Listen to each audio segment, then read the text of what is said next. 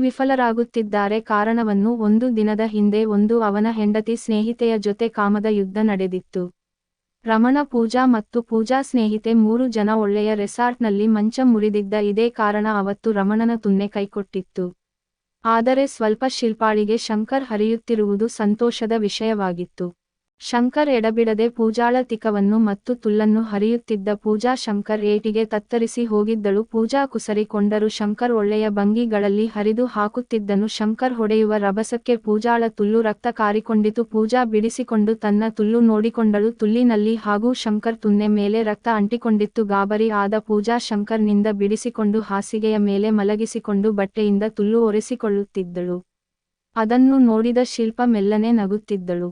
ರಮಣ ಶಿಲ್ಪಾಳನ್ನು ಮಾಡಲು ಪ್ರಯತ್ನಿಸಿ, ಆದರೆ ಅದು ಸಾಧ್ಯವಾಗಲಿಲ್ಲ. ಆದರೆ ಶಿಲ್ಪ ರಮಣರೊಂದಿಗೆ ಮಾಡಿಸಿಕೊಳ್ಳಲು ಉತ್ಸಾಹ ಇರಲಿಲ್ಲ. ಅದಕ್ಕಾಗಿ ಅವರು ತುಟಿ ಕಿತ್ತು ಹೋಗುವಾಗ, ಮೊಲೆ ಗಾಯ ಆಗುವಾಗ ಹಾಗೆ ನಿಧಾನವಾಗಿ ಶಿಲ್ಪಾಳ ತುಲ್ಲನ್ನು ರಮಣ ಕಚ್ಚುತ್ತಿದ್ದ. ಇವರ ಕಾಮದ ಗುದ್ದಾಟ, ನೆಕ್ಕುವುದು, ಮುದ್ದಾಡುವುದು ಇದರಲ್ಲಿ ಮುಗಿಯಿತು. ಆದರೆ ಶಂಕರ್ಗೆ ಕಾಮದ ಹುಚ್ಚು ಇನ್ನೂ ಆರಿರಲಿಲ್ಲ. ಪೂಜಾ ತುಲ್ಲಿ ಗೆ ಅಂಟಿರುವ ರಕ್ತವನ್ನು ಒರೆಸಿಕೊಳ್ಳುತ್ತಿದ್ದರೆ ಈ ಕಡೆ ಶಂಕರ್ ತನ್ನ ತುನ್ನೆಗೆ ಅಂಟಿರುವ ಪೂಜಾಳ ತುಲ್ಲು ರಸ ಮತ್ತು ರಕ್ತವನ್ನು ನೋಡಿಕೊಳ್ಳುತ್ತಿದ್ದ. ಆದರೆ ಶಂಕರ್ ತುನ್ನೆ ಇನ್ನೂ ನೆಟ್ಟಗೆ ನಿಂತಿತ್ತು. ಅದನ್ನು ನೋಡಿದ ಪೂಜಾ ಗಾಬರಿಯಾದ. ಪೂಜಾ ಮನಸ್ಸಲ್ಲಿ ಅವನೇನಾದರೂ ಕಾಡು ಮನುಷ್ಯನ ಅಂದುಕೊಂಡು ಇನ್ನೂ ಬಿಡುವ ರೀತಿ ಕಾಣುತ್ತಿಲ್ಲ ಎಂದುಕೊಂಡಳು. ಶಂಕರ್ ತನ್ನ ತುನ್ನೆಗೆ ಅಂಟಿರುವ ಪೂಜಾಳ ತುಲ್ಲು ರಸ ಮತ್ತು ರಕ್ತ ಒಣಗುತ್ತಿತ್ತು. ಅದನ್ನ ನೋಡಿದ ಶಿಲ್ಪಾಳು ತೊಳೆದುಕೋ ಎಂದಳು. ಆದರೆ ಶಂಕರ್ ಅದನ್ನು ಪೂಜಾಳ ಬಾಯಿಗೆ ಇಡಲು ಮುಂದಾದ. ಪೂಜಾ ಬಾತ್ರೂಂಗೆ ಓಡಿಹೋದಳು. ಅಷ್ಟರಲ್ಲಿ ರಮಣ ತನ್ನ ತುನ್ನೆಯನ್ನು ಶಿಲ್ಪಾಳ ಬಾಯಿಗೆ ನಿಧಾನವಾಗಿ ತುರುಕುತ್ತಿದ್ದ. ಶಂಕರ್ ಅವರ ಹತ್ತಿರ ಬಂದ. ರಮಣ, ನನ್ನ ಹೆಂಡತಿಯ ತುಲ್ಲಿನಲ್ಲಿ ರಕ್ತ ಬರುವ ಹಾಗೆ ಮಾಡಿದರು, ನಿನಗೆ ಇನ್ನೂ ಸಮಾಧಾನವಾಗಿಲ್ಲವೇ ಅಂದನು. ಅದಕ್ಕೆ ಶಿಲ್ಪ ನಗುತ್ತಾ ರಮಣನ ತುನ್ನೆ ಚೀಪುತ್ತಿದ್ದಳು.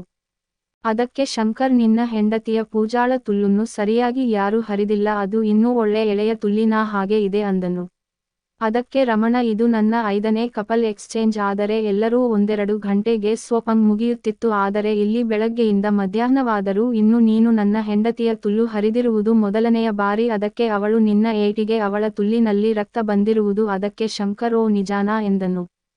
ರಮಣ, ನಾನು ನನ್ನ ಹೆಂಡತಿಯನ್ನು ಮೊದಲ ರಾತ್ರಿಯಲ್ಲಿ ಅವಳ ತುಲ್ಲಿನಲ್ಲಿ ರಕ್ತ ಬರುವ ಹಾಗೆ ಮಾಡಿದ್ದು. ಅದಾದ ನಂತರ ಯಾವತ್ತೂ ಬರುವಾಗ ಹಾಗೆ ಮಾಡಿಲ್ಲ. ಯಾಕೆಂದರೆ ಅವಳು ಮೊದಲ ರಾತ್ರಿ ಆದನಂತರ 1 ವಾರ ನನ್ನ ಹತ್ತಿರ ಮಾಡಿಸಿಕೊಳ್ಳಲು ಹೆದರಿದಳು. ಅದಕ್ಕೆ ನಾನು ಯಾವಾಗಲೂ ಮಾಡಿದರೂ, ಎಷ್ಟು ಬಾರಿ ಮಾಡಿದರೂ ನಿಧಾನವಾಗಿ ಮಾಡುತ್ತಿದೆ ಎಂದನು.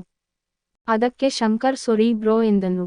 ಅದಕ್ಕೆ ರಮಣ, ನನಗೂ ನನ್ನ ಹೆಂಡತಿಯನ್ನು ಜೋರಾಗಿ ಮಾಡುವ ಆಸೆ, ಆದರೆ ಅವಳ ನೋವು ನನಗೆ ಸಂಕಟ. ಅದಕ್ಕೆ ನೀವು ಮಾಡುತ್ತಿರುವುದು ನೋಡಿ ನಾನು ಗೊತ್ತಿಲ್ಲದ ಹಾಗೆ ಇದ್ದದ್ದು, ಏಕೆಂದರೆ ಅವಳಿಗೂ ನೋವಿನ ಸುಖ ಸಿಗಲಿ ಎಂದು ಸುಮ್ಮನೆ ಇದ್ದೆ.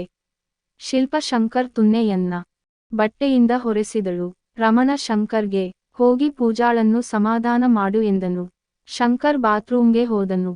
ಶಂಕರ್ ಬಾತ್ರೂಂಗೆ ಬಂದಾಗ ಪೂಜಾ ತನ್ನ ತುಲ್ಲು ಕನ್ನಡಿಯ ಮುಂದೆ ನಿಂತು ನೋಡಿಕೊಂಡು ತೊಳೆದುಕೊಳ್ಳುತ್ತಿದ್ದರು. ಅಷ್ಟರಲ್ಲಿ ಶಂಕರ್ ಬಂದ. ಅವಳು ಶಂಕರ ನೋಡಿ, ನೋಡು ಯಾವ ರೀತಿ ಆಗಿದೆ ಎಂದಳು. ಶಂಕರ್ ಅವಳನ್ನು ಬಿಗಿದಪ್ಪಿ ಮುತ್ತು ಕೊಟ್ಟನು.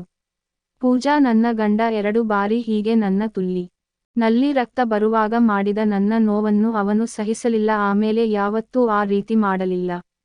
ಶಂಕರ್, ಅದಕ್ಕೆ ನಿನ್ನ ತುಲ್ಲು ಒಳ್ಳೆ ಸಣ್ಣ ಮಕ್ಕಳ ಶಾಟ ಬರದ ತುಲ್ಲಿನ ತರ ಹೊಳೆಯುತ್ತಿದೆ. ಅದಕ್ಕೆ ನಾನು ನಿನ್ನನ್ನು ಒಂದೇ ಸಮನೆ ಜೋರಾಗಿ ಮಾಡಿದ್ದು ಎಂದನು.